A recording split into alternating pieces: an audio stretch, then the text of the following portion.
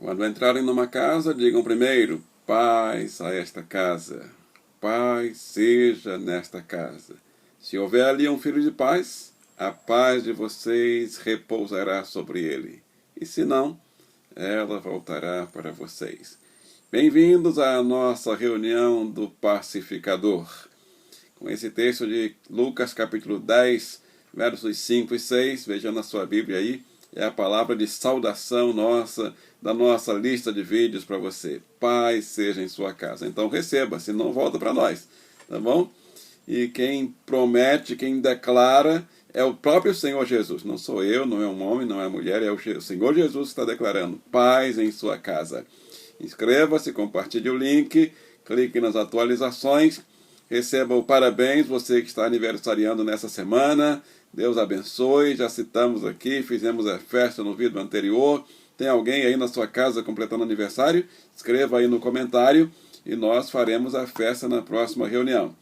Estamos neste mês de maio, mês da família, trazendo histórias sobre famílias da Bíblia, que tem tudo a ver com a nossa história, com a minha história e com a sua história. Então vamos abrir a Bíblia no livro de Josué, o capítulo 2. Josué, capítulo 2, começando no verso 12, apenas 2 versos, versos 12 e verso 13.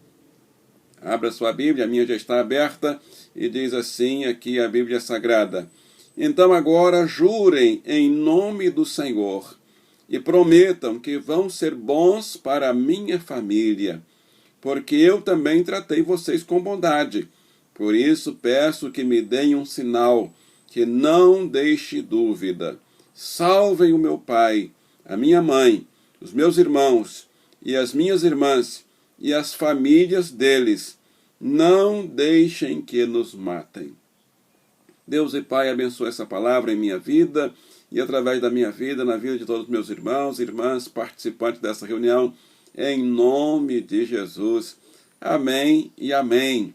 O título que nós escolhemos para esse texto é: Filhos de pais discriminados são libertos por Deus em sua casa. Filhos de pais discriminados são visitados por Deus para serem libertos por Deus em sua casa. Oh, que palavra linda, que palavra maravilhosa. E eu quero completar esse texto aí de Josué, capítulo 2, versos 12 e 13, com o texto de Hebreus, capítulo 11, verso 31. E aí diz assim: Pela fé, a prostituta Raabe, por ter acolhido os espiões, não foi morta com os que haviam sido desobedientes. Não foi morta. Então se cumpriu aqui o que ela pediu para ela e para a família dela. Ninguém dela e da sua família foi morta naquela destruição, naquela pandemia, porque ela creu no Senhor, foi visitada pelo Senhor.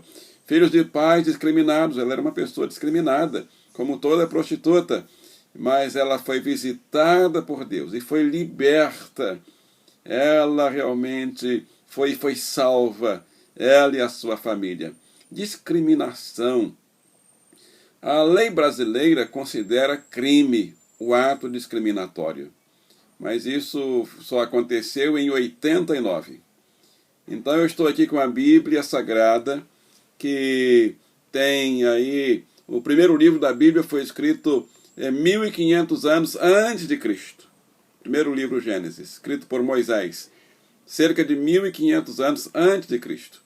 Então a Bíblia já estava dizendo que Deus não discriminava ninguém. Na Bíblia tem exemplos de todas as pessoas que ainda hoje são discriminadas por qualquer posição, por raça, por qualquer etnia, mas o Senhor visita essas pessoas. Então a lei brasileira considera crime. Muito bom, muito importante. Discriminação de pessoas portadoras de deficiência, discriminação por causa de raça, por causa do estado civil, por alguma situação familiar, por idade, sexo, cor ou raça. A Convenção 111 da Organização Internacional do Trabalho considera discriminação toda distinção, exclusão ou preferência que tenha por fim alterar a igualdade de oportunidade ou tratamento em matéria de emprego ou profissão. Então já deu para ter mais ou menos uma ideia do que é discriminação. E esse texto ele fala exatamente de uma família que era discriminada, porque uma moça daquela família era prostituta. Mas de toda aquela cidade, Deus escolhe exatamente aquela família, aquela casa para visitar. Por quê? Porque aquela casa, ela estava numa situação irregular contra Deus, claro. Mas eles, naquele momento, quando Deus chega, eles se arrependem, eles se convertem, eles creem no poder de Deus. Esse é o diferencial. E os outros que pareciam bonzinhos, ninguém acreditou. Que lições podemos tirar para as nossas vidas nesse dia, nessa hora desse texto? Primeiro, filhos de pais discriminados pela sociedade são visitados por Deus e libertos, transformados, resgatados e salvos. O exemplo da família dessa prostituta é perfeito. Ninguém daquela cidade em Jericó, mesmo que todos soubessem dos milagres de Deus, Deus fez muitos milagres, libertou o povo lá do Egito, abriu o Mar Vermelho, mandou comida do céu, tirou água da pedra, abriu o Rio Jordão, e todos ficaram sabendo de tudo que Deus havia feito através do povo, inclusive aquela mulher prostituta. Mas somente aquela mulher temeu a Deus. E quando Deus foi chegando ali com o seu povo naquela cidade, ela dizia: eu quero passar para o lado do povo de Deus. Eu creio nesse Deus. Tudo que ele já fez é suficiente. Eu não preciso ver mais nada. E eu vou fazer um pacto com esse Deus, uma aliança com o povo desse Deus. Ninguém mais daquela cidade quis. Mesmo os mais inteligentes, os mais sábios, ninguém quis fazer aliança com Deus nem com o povo de Israel. Somente aquela mulher. Lembrando os feitos de Deus em Israel, ela se converteu a Deus e ao povo que estava ali chegando, e haveria, claro, uma grande destruição.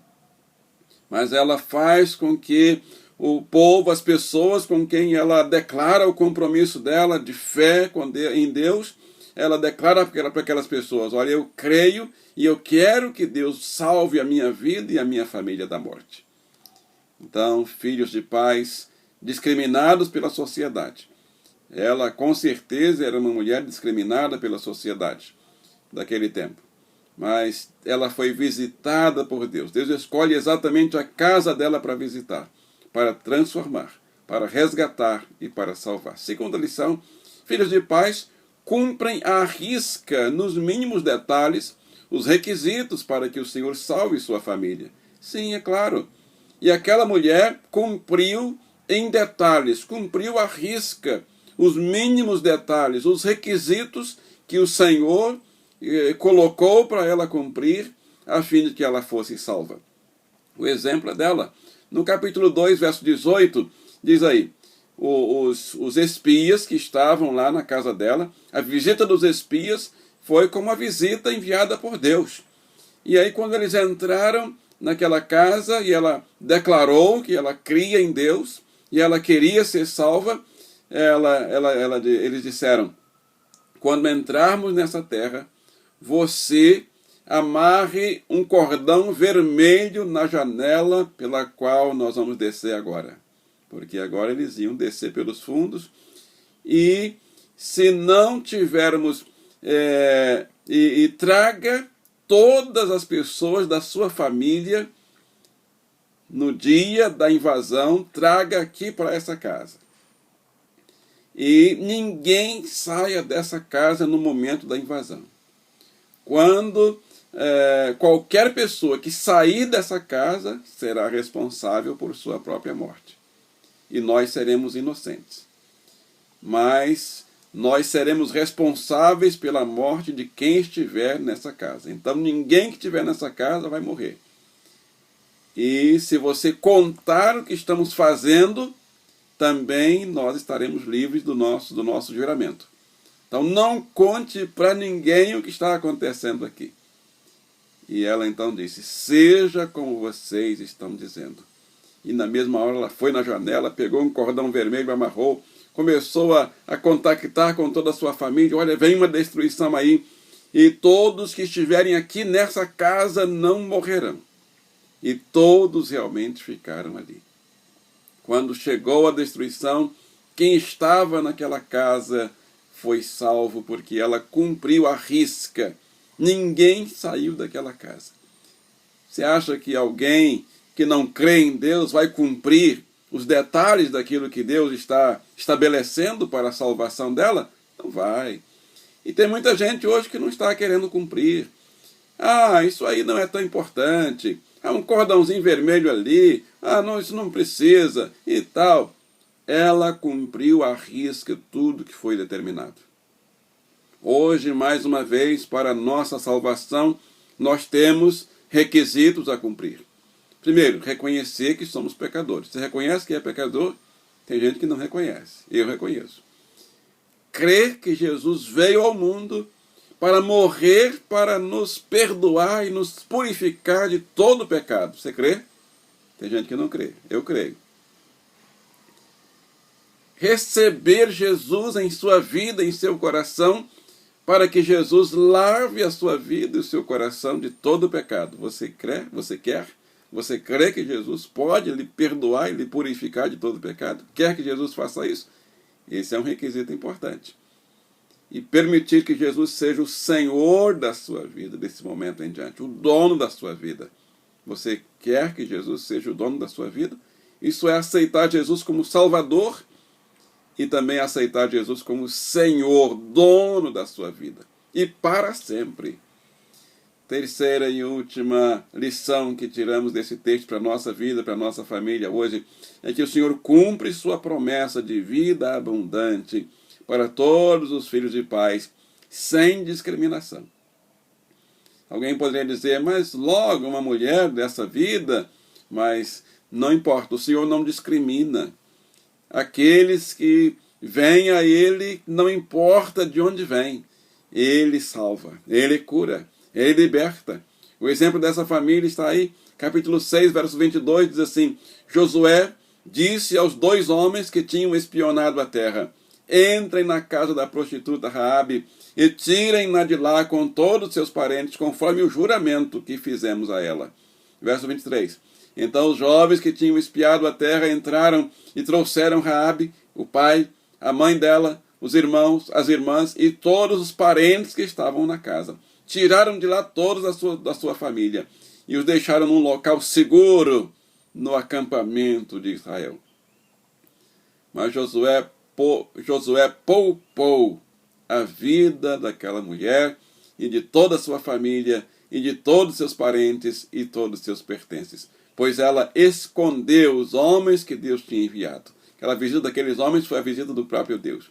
Ela não escondeu homens, ela recebeu Deus ali, através da presença daqueles espias enviados por Josué. E Raabe vive entre os israelitas, viveu entre os israelitas. Ela foi acolhida entre o povo de Deus. Então, uma prostituta que foi acolhida por Deus, ela também é acolhida pelo povo de Deus. O próprio Josué, que era o general, o comandante, era o líder, o pastor, a recebeu no meio do povo de Deus, juntamente com toda a sua família. Esse é o povo de Deus, que também não discrimina.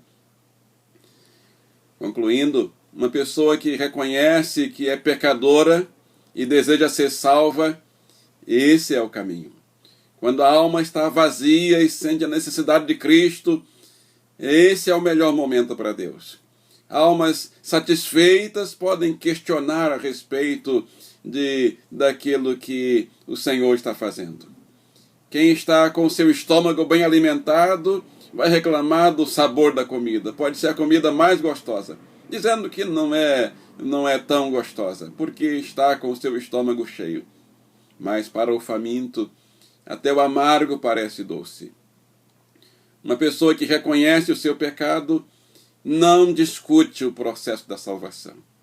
Uma pessoa que reconhece que é pecadora, ele quer ser salvo, ele quer ser perdoado. E ele procura ansiosamente o perdão e a salvação de sua alma. Grita então com todas as forças do seu pulmão: Jesus, filho de Davi, tem misericórdia de mim. É assim que nós clamamos ao Senhor. Daqui a pouco vamos orar. Mas antes eu convido você para que se inscreva nesse canal, compartilhe o link, clique no sininho para receber os próximos vídeos. Agradeço a você que tem feito, dado esses passos. Toda semana nós vemos mais pessoas participando desse projeto. Deus abençoe você. Convido você para que também pare alguns segundos para orar comigo. Eu vou fazer a oração de libertação, a oração que esta mulher fez para ela e para sua casa, para sua família, e ela teve a vitória. Ela viu esta oração sendo respondida de forma clara, de forma prática na vida dela, porque ninguém da casa dela pereceu. Nesse tempo em que a morte está rondando as nossas casas, está no ar, nós precisamos fazer esta oração de súplica ao Senhor, libertação do Senhor. Não somente a morte física, mas a morte pior, que é a segunda morte, que é a morte espiritual. Eu convido você para orar comigo. Vamos orar? Chame as pessoas que estão aí próximas. Pare tudo que está fazendo, alguns segundos, para a oração de libertação. Você pode até repetir essas palavras para Deus, não para mim, nem para as pessoas que estão aí próximas. Fale assim: Senhor Deus Todo-Poderoso, no poder do Espírito Santo e em nome de Jesus, eu quero fazer a oração de salvação, a oração do pecador arrependido. Eu sei que sou pecador, pecadora, mas eu quero daqui para frente ir e não pecar mais. Como o Senhor Jesus disse para a mulher pecadora: vai e não peques mais. É assim que nós queremos viver daqui para frente. Ensina-nos, Senhor. Ajuda-nos. Senhor, quero também crer, dizer que eu creio, nós cremos em Jesus como único Salvador e que pode nos libertar da morte, do inferno, do mal. Livra-nos do mal. Não nos deixes cair em tentação. Livra-nos do mal. Oramos também, nesse momento, entregando nossa vida ao Senhor, para que o Senhor assuma o controle dos nossos pensamentos, do nosso olhar, do nosso ouvir, do nosso sentir, do nosso falar, do nosso andar, do nosso procedimento. Toma o controle da nossa vida, Senhor, da nossa casa, da nossa família. Salva a nossa família, Pai, das garras do mal, das garras do inferno, do diabo e da morte. Peço esta bênção, pedindo ainda pelos enfermos, tanta gente doente. Cura, Senhor. Sopra o sopro de vida novamente para que naqueles aparelhos, ou mesmo pessoas que estão sem aparelhos, porque há falta de aparelhos nos hospitais. Ó Deus, pessoas querendo respirar e não conseguem, sopra, Senhor. Manda o seu sopro de vida novamente, para que essas pessoas voltem para testemunhar do seu milagre. Porque o Senhor faz milagres para a sua glória, para o seu louvor, para testemunho. Senhor Deus, abençoa aquele que está também fazendo hemodiálise, aquele que está com câncer, aquele que está indo para a cirurgia. Ó Deus Todo-Poderoso, aquele que está com problema cardíaco, aquele que está com dor em qualquer lugar, seja qual o local que for, em nome de Jesus, vai derramando o seu bálsamo curador sobre essas vidas, para testemunho, para a glória do Senhor. Ainda pedimos abertura de porta de emprego para os desempregados, pedimos uma prosperidade dos céus para os comerciantes, empresários que estão passando por dificuldades. Ainda suplicamos um avivamento para a nossa igreja, um avivamento que traga conversões de almas às dezenas, às centenas, aos milhares, para povoar os céus e para abençoar a nossa igreja. Peço a sua bênção a Deus o Pai, na virtude do Espírito Santo, em nome de Jesus, e todos digam amém e amém. Estamos chegando ao final de mais uma reunião. Muito bom saber que você participou. Deus abençoe você. Não saia daí que ainda tem uma bênção para você. Clique no sininho. Procure também se inscrever, se ainda não se inscreveu. Compartilhe o link. Daqui a 2 dias tem nossa reunião da família. Todas as terças-feiras você é o nosso convidado especial. Então clique nas atualizações para receber o próximo vídeo. E vamos receber a bênção do Senhor. Então abra seu coração, abra sua alma e receba a graça de nosso Salvador e Senhor Jesus Cristo, o amor de Deus, o nosso Pai, e as consolações do Espírito Santo sejam em sua casa, em sua vida. No nome de Jesus Cristo oramos, e todos digam amém. Um abraço e até a nossa próxima reunião. Que o Senhor te abençoe e te guarde. Amém.